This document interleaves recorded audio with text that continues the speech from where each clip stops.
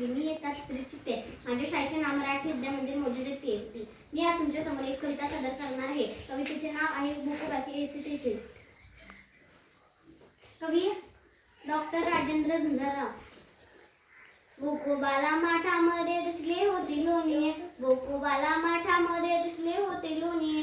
खात होता जणू त्याला पाहत नव्हते कोणी, खात होता जणू त्याला पाहत नव्हते कोणी. लोण्यामध्ये त्याने थोडी टाकली होती साखर, लोण्यामध्ये त्याने थोडी टाकली होती साखर.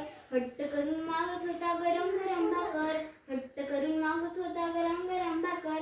गरम गरम भाकर लोणी चव होती छान, गरम गरम भाकर लोणी चव होती छान.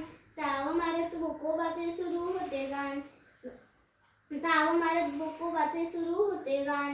खाऊन झाल्यावर भूकोबाला हवे होते पाणी, खाऊन झाल्यावर भूकोबाला हवे होते पाणी. सुरूच होती अजून त्याची म्याव म्याव गाणी, सुरूच होती अजून त्याची म्याव म्याव गाणी. भूकोबाच्या गाण्याला नव्हता नीट सूर, भूकोबाच्या गाण्याला नव्हता नीट सूर. ऐकू येता प्राणी पक्षी पळत होते दूर, ऐकू येता प्राणी पक्षी पळत होते दूर. भूकोबाला जाता येता भीत होते सारे, भूकोबाला जाता येता भीत होते सारे. रात्री रात्री त्याच्या डोळ्यात चमकत आकाशातील तारे, रात्री त्याच्या डोळ्यात चमकत आकाशातील तारे. धन्यवाद.